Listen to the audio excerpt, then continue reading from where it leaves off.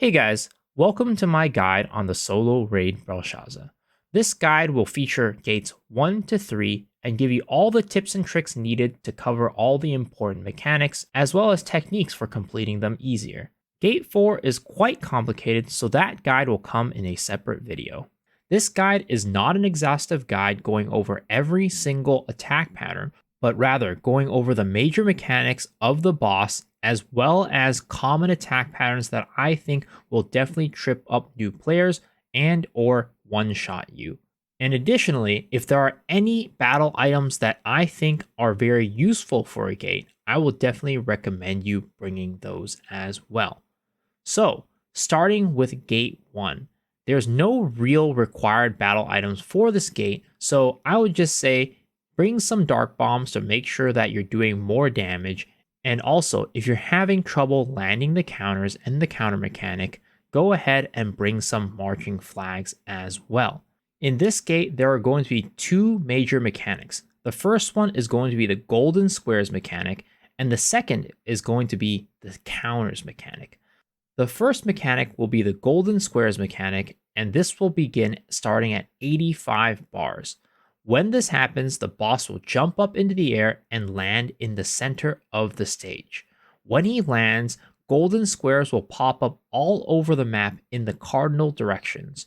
Your job as a player is to go and find one of those squares and stand in it until the explosion in the middle of the map happens.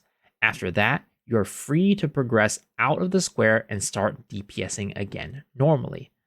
The next and final mechanic in this first gate is going to be the counters mechanic. When this happens, the boss will once again jump up into the air and land in the center of the map. When this happens, he will also spawn 4 monsters in the cardinal directions of the map. Your job right now is to go and counter the boss 3 times. You're allowed to miss 2 counters, but if you miss the third one, you will take lethal damage. As I mentioned, the boss will spawn monsters in the cardinal directions. If not taken care of, these monsters will 1. Shoot small shadow orbs at you, and 2. Spawn small adds that will come and stagger you to prevent you from hitting your 3 counters. While it is not impossible to hit the 3 counters and fairly easy once you get used to it, if you are uncomfortable doing this, you can go ahead and pop the Sidereal Azena at this point. The default controls for that is Control X. When you finish this mechanic, that about wraps it up for mechanics, and all you need to do is DPS the boss down to 0 and you're done with Gate 1. When it comes to Sidereals, as I mentioned, you can use Azena during the counter mechanic to make sure you are more easily able to clear that mechanic. But you're not required to use that at all. So as a result, you can go ahead and use your Sidereal, whether it's Thirain or Azena, to get more DPS if you're comfortable with clearing that mechanic. And that about wraps up this part about Gate 1. When it comes to Gate 2, there are going to be 4 major mechanics that you need to watch out for, as well as a couple of attack patterns as well that I think are important to understand. The first mechanic will happen at 145 HP bars, and this will be the Meteors and typing mechanic. In this mechanic, the boss will teleport to the middle of the screen and drop meteors at different clock positions. Your job is to go and grab one of these meteors, perform a typing test, and after clearing that typing test, you'll go back to the center of the stage and stagger the boss. And once you finish that, that will be the end of the mechanic. The second mechanic is going to be the Stagger and Medusa mechanic. So, in this phase, your job is going to be to stagger the boss who is, again, teleported to the center of the map. Now, the difference between this mechanic and the first one is that there will be an eye that spawns around the map. Depending on what the eye looks like, you need to either look at the eye or look away from the eye while you are staggering the boss. If the eye is opened, a circle, then you will be looking towards the eye. Whereas if the eye is slightly closed, kind of like a cat eye, then you will be looking away from the boss. And all while doing this, you will be staggering the boss. It might take some time getting used to at first, so if you did want to bring some whirlwind or clay grenades, you can go ahead and use that and throw it at the boss to make the stagger check easier. But you are by no means required to use any battle items for this mechanic at all. Once you're done staggering the boss, that is the end of the mechanic. And the next mechanic comes at 42 HP bars, and it will be the Shapes mechanic. When this happens, the boss will again teleport to the center of the map. After she teleports to the center, another eye will appear with the same properties as before. All you need to do for the solo version of this mechanic is walk to the edge of the map and wait for your shapes to spawn. Those shapes will either be squares or diamonds. Along with that, a berserker statue will also spawn in the middle of the map.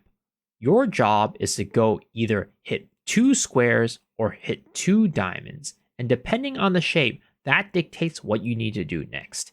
If your shapes are squares, you need to hit the shapes, kill them, and head and stand right in the circular AoE of the berserker statue in the center. If your shapes was diamonds, all you need to do for that is kill the 2 diamonds and stand away from the berserker. Stay outside of the ring that forms around him, and you will clear the mechanic. The last mechanic will happen at 0 bars, and this is the Spears and Scythes mechanic. When the boss teleports to the middle, she will spawn either blue circles or red circles in the clock positions. Go ahead and stand in one of those circles until it disappears. When those circles disappear, she will spawn a sequence of 4 other circles that will match the color of the circle that you stood in. Your job is to go and stand in those circles until they disappear and hit all 4 of them. So when one spawns, walk over it, stand in it, wait until it disappears, then proceed to the next one, and you do this 4 times in a row. And after that, the fight is over. If you miss standing in even one of those circles, the boss will get wrapped in a dark circular aura, and she'll explode in lethal damage. While it is lethal damage, you can avoid taking this damage by pressing the time stop battle item at the right time to prevent the damage, or you can go ahead and pop the Sidereal Inanna, and that will prevent you from taking any damage from this mechanic at all. And all you need to do after that is just DPS her down and kill her. She will no longer do this mechanic and will die if you hit her down to 0 bars again. So that wraps up the mechanics for this gate. But as I mentioned, there are a couple of attack patterns that I think are important to understand. These attack patterns can happen anytime during the raid, so when they pop up, be sure to do the correct thing, or else you will take a good bit of damage. The first pattern will be the Stars and Pentagon pattern. The boss will again teleport to the center of the map, and she will spawn a pentagon or a star on either side of her. In addition to that, right next to her head will be one of those shapes floating in the air. Your job is to go walk next to the shape that is next to her and guide that into her and have it hit her, while making sure the other one does not hit her. So if she has a pentagon on top of her head, you will go and walk close to the pentagon shape and guide that into her. While if it is a star shape, you will walk close to the star shape and guide that into her. Once you do that successfully, 4 glowing circles will appear in the corner sections around her. From here on, what you need to do is stand in one of those glowing circles until it disappears. If you do that correctly, you will be immune to her attacks right after for a couple seconds, and this will be a giant DPS window for you to do damage. If you do fail, though, you will take a lot of damage. How you avoid this damage is let her hit you with one wave, then you hit the time stop battle item, and you will be able to survive through the entirety of this wave. Of course, if you are a higher item level, you will be taking less damage, but this is the surefire way of surviving this mechanic. Now, the other attack pattern that I want to make note of is the maze pattern. When this pattern happens, a giant maze will spawn and you will be at the center of the maze.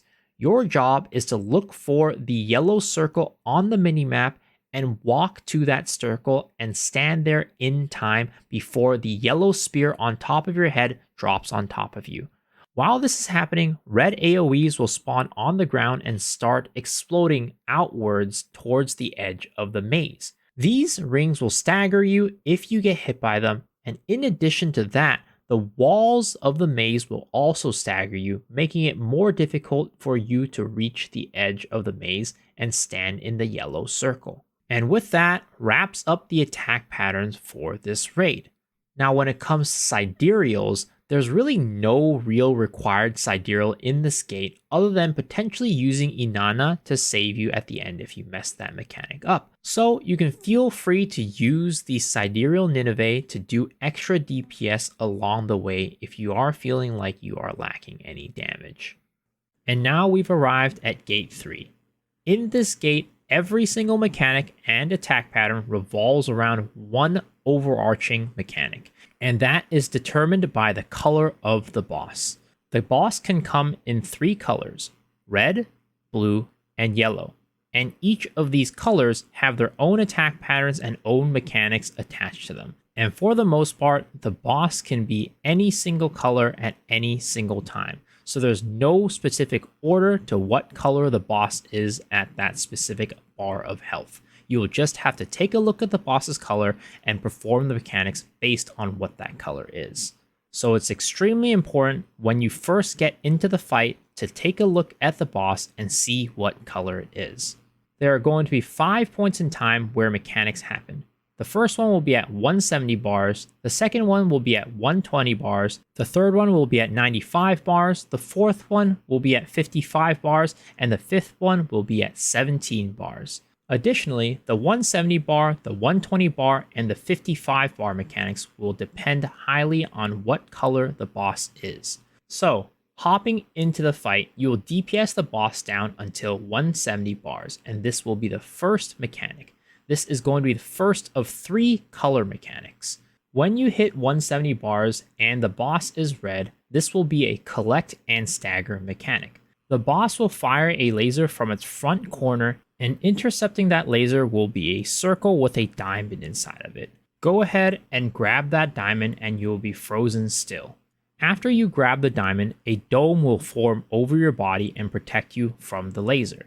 In a couple of seconds, the laser will stop shooting and the boss will go into a stagger mechanic. Go ahead and walk out of the dome to stagger the boss.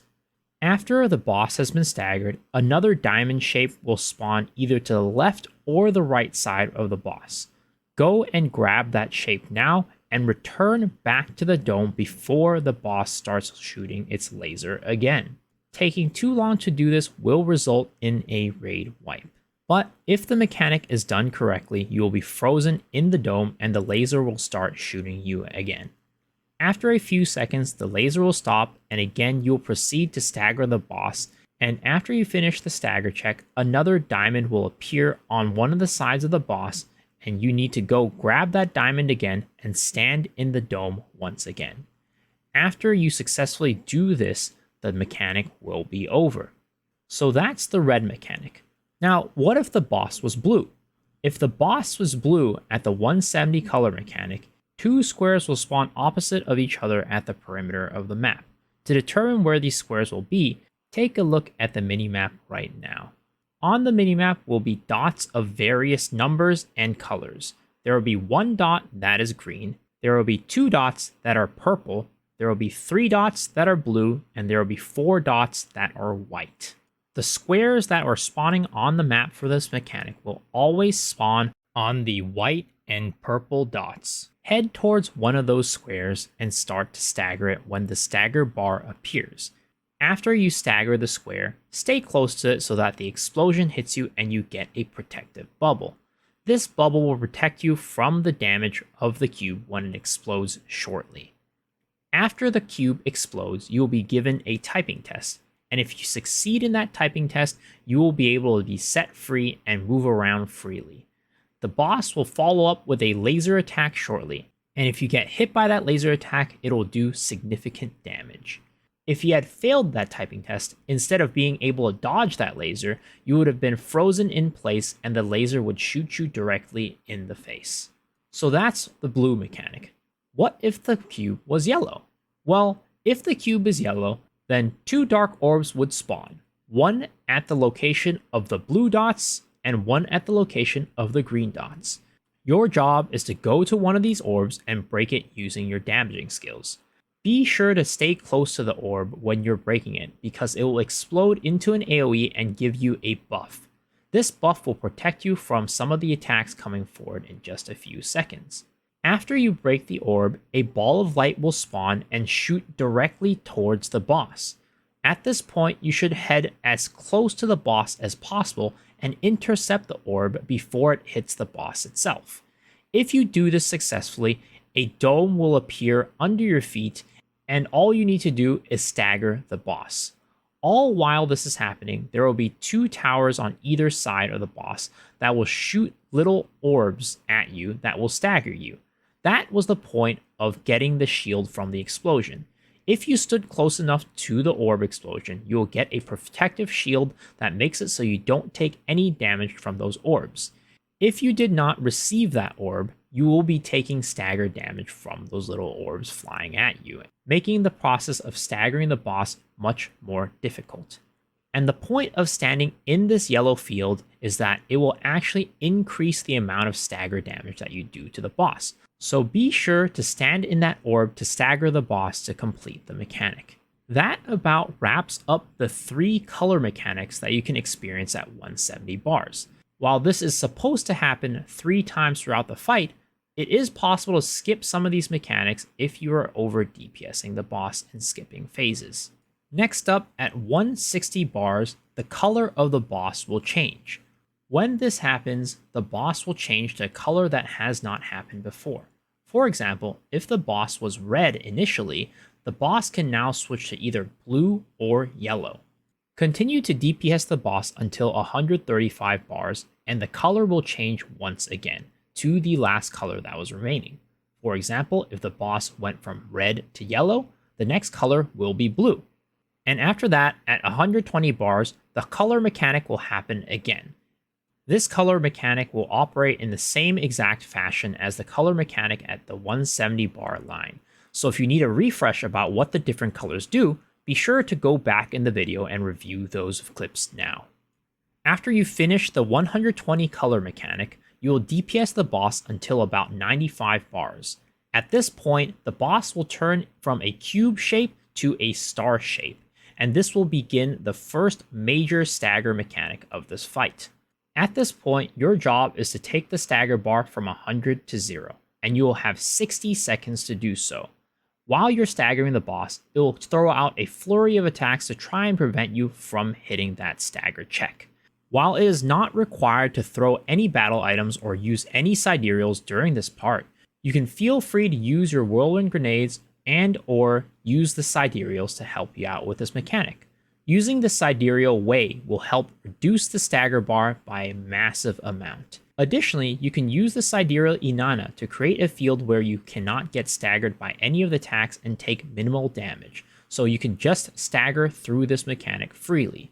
Either Sidereal works for this, and it just depends on your preference. Though there is one added advantage that the Sidereal Inanna has, but we'll talk about that a little bit later in the video at the end during the attack patterns. After you complete the stagger check, the color will once again change. At this point, the cycle of colors will have reset, so it can be any of the colors again, red, yellow, or blue. Continue to DPS the boss, and the color will once again change at 65 bars. After that, you can DPS the boss down to 55 bars, and the third and final color mechanic will happen. Again, these are the same color mechanics that happened at 170 and 120 bars, so refer to the 170 bar mechanic section for the guides on how to deal with these mechanics. After you successfully complete the mechanic, the boss will once again change colors at 40 bars. And following that, it will go into the star-shaped stagger mechanic at 17 bars again. This stagger mechanic is the same exact one at 95 bars, so be sure to go back and check that section of the guide if you need a refresher. After you finish staggering, all you need to do is DPS the boss until 0, and you will have finished Gate 3 of the Brelshaza fight.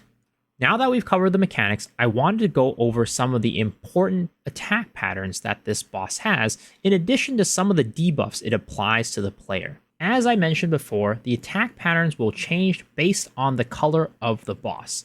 And some of these attack patterns that the boss does in its different colors will actually give buffs to the boss if not done correctly. So, starting with the red phase, at various points in time, the boss will direct a yellow laser towards you. While this laser will not do any damage to you, it will follow you as you move and eventually disappear. After this laser disappears, 3 yellow orbs of light will start heading towards the boss from the direction of that laser. Your job is to intercept and grab these 3 orbs before it hits the boss. If at any point in time one of those orbs hits the boss, a stacking buff will appear under the boss's health bar. If this buff goes up to 5 stacks, it will automatically wipe the entire raid. So you don't want to miss any of these orbs going into the boss. Now, if you think it ends there, well, I have some bad news for you. Each of the colors has one of these mechanics to add stacks to the boss. When it comes to the blue phase, at various points in time, a big red target will be put on you. After a few seconds, a huge square-shaped AoE will drop down at your feet, and this will create a pool of red fire on the ground. This pool of fire will stay on for the rest of the blue phase, and if at any point you step in that AoE, you will start accruing buff stacks on the boss for every second you're standing in that AoE. So be sure to not step in that AoE ever again. There is a small grace period though when it first spawns, so you can get out of that AoE without accruing stacks. Additionally, this mechanic can happen multiple times throughout the blue phase. So if not placed carefully, you can start filling up the entire map with red AoE pools of death. Typically, how parties deal with this is they take the AoEs and put it towards the perimeter of the map. That way, only a small portion of the map is covered by these red flames. Of course, since this is a solo raid, it may take a while for the map to fill up. But if not placed carefully, you can definitely find yourself in a whole world of hurt. Next is the yellow phase. While this phase doesn't have a specific attack that'll accrue buffs, what will appear on the map is a giant purple wall. While you can dash through these walls without incurring any penalties, if you don't spacebar through the wall and instead decide to either walk into it or be knocked back by an attack into it, you will be put in a state of pain, which makes you frozen in spot. In addition to being frozen in spot, the boss will gain 1 stack of its buff every single time you touch that wall without spacebarring through. So the question is there any way to get rid of these stacks of buffs on the boss? Well, that's where the Sidereal Inanna comes in. Remember when I said at 95 bars and at 17 bars, you can choose to Sidereal Inanna instead of using the Sidereal Way? Well, when you drop Inanna directly on top of the boss, these buff stacks will start to get cleansed off. And by the end of the duration of the Sidereal Inanna, the buff stacks will definitely go down and reset to 0. Oh yeah, there's also one final thing that the Sidereal Inanna can cleanse. If you look at the map, outside of the big circle that you're standing in with the boss at the center is an area of darkness. All that darkness you can step into, but for every time you step into that darkness, every few seconds you will incur a stacking debuff on your character. Each time you take a stack, the screen will 1. Get dimmer, and 2. You will take a massive amount of damage that adds up exponentially. So the first time you step outside of the circle, you won't feel much of a difference and take a small little bit of damage. But as you do it more and more, the screen will get darker and darker, and the amount of damage you'll take every time you walk out will increase exponentially. So please try not to step out of the map too many times, or else you will definitely be taking some lethal damage. And again, if you do find yourself having too many stacks either on the boss or yourself, you can feel free to use the Sidereal Inanna to cleanse off those buffs and debuffs. And since we're on the topic of Sidereals, While the Sidereals Wei and Inanna are going to be very helpful in helping you complete these mechanics, they are by no means necessary or required to complete them. So, if you find yourself having no trouble with these stagger phases, feel free to use the Sidereal Nineveh to help you out with damage. And that about wraps it up for Gate 3 of the Brelshaza raid. Hopefully you guys found this guide to be educational and useful. This was my first time making a guide of this style at all, so I'm sure there are a lot of things that I can improve on. And as I mentioned at the beginning of this video, the full guide for the Brelshaza Gate 4 fight will be coming in a video separately. But at the moment, there is a commentary guide up on my channel, which I will link down in the description below if you are looking to get some form of guidance for that before the full guide comes out. And in addition to the Brelshaza Gate 4 full guide, let me know down in the comment section below what guide you want to see next. And as always, if you enjoyed the video and want to see more, please remember to hit the like button, hit the sub button, and ring the bell for notifications. And also, I stream every single day on twitch.tv/MisoXshiru, so hopefully I see you guys there. But if not, hopefully I see y'all on the next video. Alright guys, peace.